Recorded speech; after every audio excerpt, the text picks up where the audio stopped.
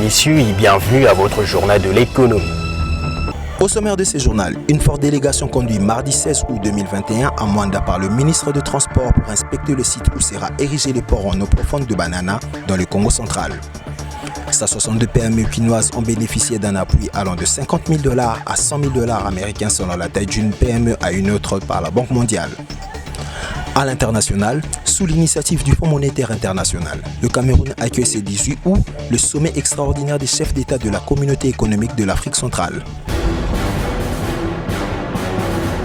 Renforcés dans leur rôle des lieux centraux et d'acteurs majeurs de la mondialisation, les ports reflètent le centre d'impulsion et les interfaces de l'espace mondial, à savoir, et les pays émergents. Dans le souci de connecter à nouveau la République démocratique du Congo du reste du monde, une forte délégation du gouvernement conduite par le ministre des Transports, Voies de communication et des enclavements et du directeur de cabinet adjoint du chef de l'État en charge des questions économiques et financières s'est rendu mardi 16 août 2021 à Mwanda dans le Congo central pour inspecter le site où sera érigé le port en eau profonde de Banana. Accueilli par Atouma Toubouana, gouverneur de cette province, mais aussi par les députés et sénateurs, la délégation a fait l'état du lieu de ce projet. Réunis au centre des opérations maritimes de Banana, le ministre Chérubin Okende Senga et sa délégation ont été édifiés sur ce projet pharaonique de près d'$1 milliard, une présentation faite par Jean-Claude Makosso, représentant de la société de participation DP World. Prenant la parole, le ministre des Transports, Voies de communication et des enclavements a loué l'engagement du chef de l'État Félix-Antoine Tshisekedi Tshilombo qui a relancé ce projet en le recadrant pour l'intérêt national. Perspicacité et surtout animé par son sens, un sens élevé de la nation, de la République. Le président Félix Tshisekedi a pu déceler quelques incongruités qui n'ont pas permis à ce que cette convention soit appliquée en l'état. La délégation a également navigué sur une partie du fleuve pour comprendre l'étendue qu'occupera le port en eau profonde, un projet qui, une fois réalisé, impactera positivement la vie socio-économique de la RDC.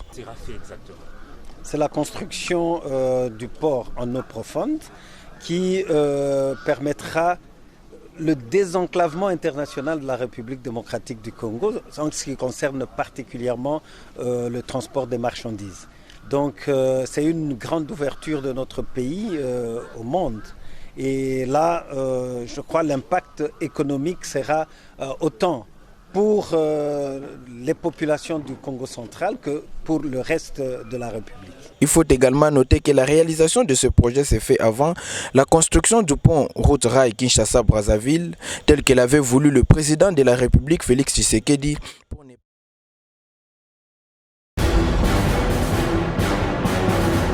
Les petites et moyennes entreprises congolaises qui ont toujours émis le vœu d'un accompagnement financier de l'État pour le développement et la promotion de leurs activités ont été soulagées. Près de 162 entreprises quinoises viennent de bénéficier d'un appui financier qui varie de $50 000 américains à $100 000 selon la taille d'une PME à une autre. Les lauréats ont été sélectionnés à l'issue d'un concours du plan d'affaires COPA organisé par la PAD PME, projet de la Banque mondiale. Après l'ouverture des comptes bancaires dédiés à ce fonds à Kinshasa par les bénéficiaires des mains des responsables des banques, une matinée d'information a été organisée à leur intention au musée national. Le professeur Valdelef a sensibilisé sur les procédures de gestion d'un compte bancaire caractérisé pour des affaires tout en respectant des normes entrepreneuriales. Le ministère de PME à son tour, par le biais du représentant du ministre Pascal Tchelou, a encore une fois réitéré sa confiance à la Banque mondiale, l'un des partenaires de la République démocratique du Congo, à travers le PAD PME pour ce travail combien louable qui permettra dans un futur proche d'avoir des millionnaires purement congolaises. Il y a lieu de rappeler que Equity Bank est l'une des banques retenues pour loger ces fonds.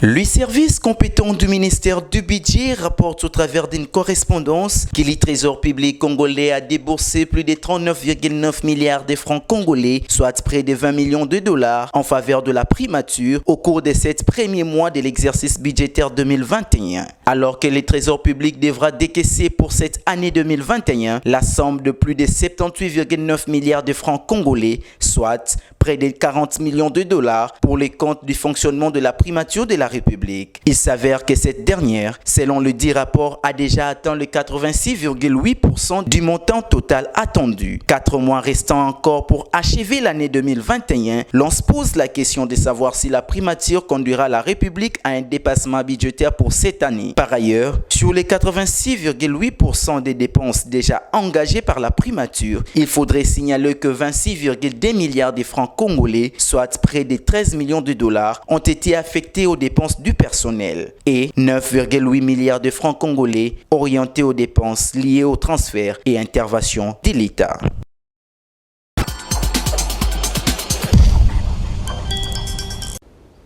Sous l'initiative du Fonds monétaire international, le Cameroun accueille ce 18 août le sommet extraordinaire des chefs d'État de la communauté économique et monétaire de l'Afrique centrale. Placé sous le thème « Évaluation de la situation macroéconomique dans la CEMAC en contexte de pandémie de Covid-19 et analyse des mesures de redressement », cette conférence virtuelle présidée par le chef d'État camerounais Paul Biya sera l'occasion de faire un point sur les différentes crises sanitaires, économiques, sécuritaires et politiques qui fragilisent la sous-région.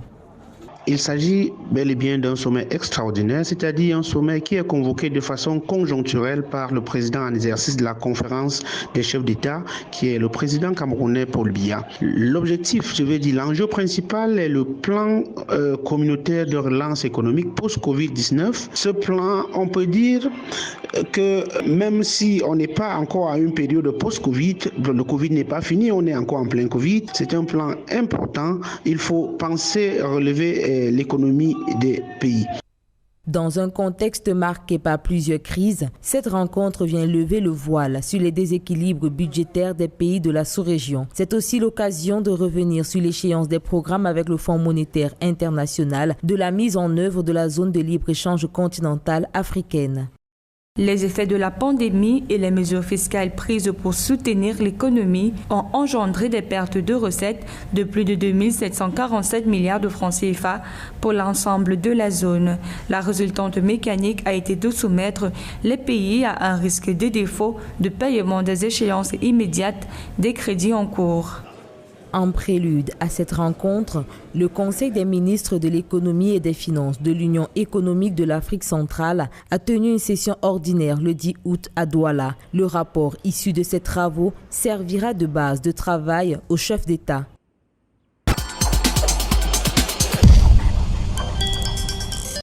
James et Israël sont rwandais, ils ont 21 et 25 ans et sont à la tête de Kwandalab, une société qu'ils ont créée pour aider leur communauté. Grâce à leurs compétences, ces deux jeunes innovateurs et entrepreneurs technologiques se sont lancés dans l'électricité sans fil. Objectif numéro 1, pallier les courts-circuits et autres problèmes récurrents rencontrés par les Rwandais au moment de recharger leurs appareils électroniques. Objectif numéro 2, limiter l'importation de technologies étrangères et promouvoir celles made in Rwanda. Kwandalabs a été fondé en 2018 avec l'objectif et le but de résoudre les problèmes sociaux grâce à la technologie rwandaise. Au lieu de faire venir de la technologie de l'extérieur du pays, nous recherchons à fabriquer la nôtre. Nous n'avons donc pas besoin d'aller chercher de la technologie à l'étranger.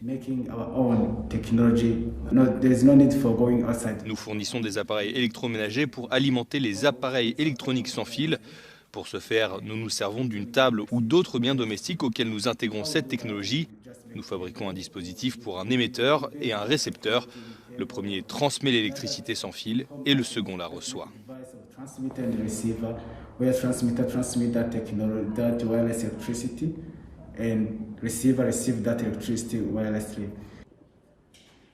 La transmission d'énergie sans fil utilise un champ électromagnétique entre deux objets. Les fondateurs de Kwandalabs assurent que les chargeurs sans fil fournissent plus facilement et plus rapidement de l'électricité. Surtout, le concept est bien plus abordable. James encourage les autres jeunes à entrer dans la dynamique et à mettre leurs qualités et compétences au service de leur communauté. Ne restez pas assis sans rien faire. Faites le premier pas. Examinez les problèmes de la société et essayez de les relier à votre passion, à votre talent et à vos rêves. car j'espère que tout le monde a un rêve et que chaque rêve est la solution à un problème. Kwanda Labs s'est développé et possède actuellement plusieurs succursales dans différentes banlieues de Kigali. Les chargeurs sans fil sont vendus moins de 7 $, les émetteurs 5 $. Pour un récepteur, il faut compter moins de 2 $. Tous les mois, la société enregistre près d'une 60aine de clients. Diana Iriza in Kigali, Rwanda for Africa News.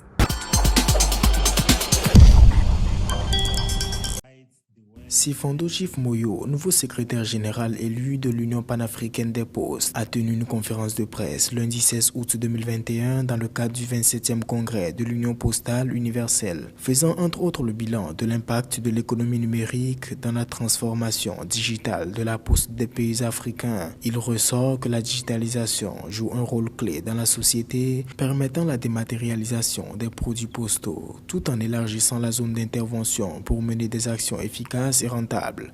And what COVID-19 has done is that it has helped postal entities to quicken the pace of transformation. Et on peut dire que la COVID-19 a aidé les entités postales à se développer rapidement vis-à-vis de la COVID-19.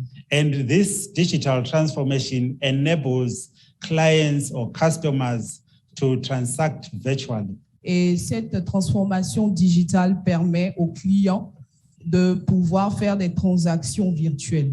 Without physically coming to the post office. Sans avoir besoin de se déplacer physiquement dans les bureaux de poste. En dépit des effets négatifs, la crise sanitaire due à la pandémie du Covid-19 et les mesures de confinement ont finalement apporté de l'innovation à l'activité socio-économique.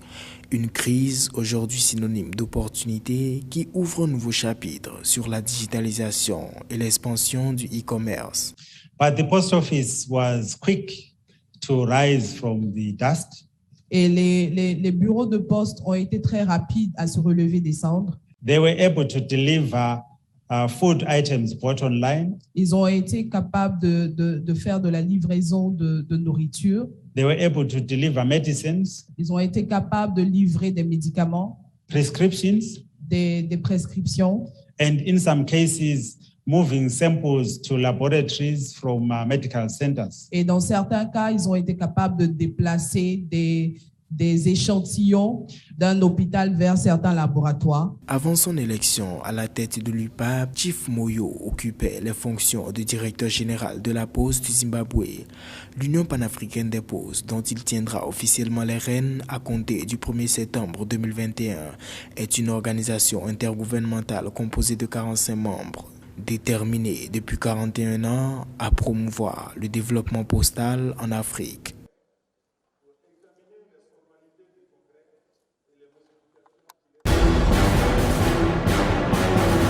Vous avez suivi dans ce journal. Une forte délégation conduite mardi 16 août 2021 à Mwanda par le ministre des Transports pour inspecter le site où sera érigé le port en eau profonde de Banana dans le Congo central. 162 PME quinoises ont bénéficié d'un appui allant de $50 000 à $100 000 américains selon la taille d'une PME à une autre par la Banque mondiale. À l'international, sous l'initiative du Fonds monétaire international, le Cameroun accueille ce 18 août le sommet extraordinaire des chefs d'État de la Communauté économique de l'Afrique centrale.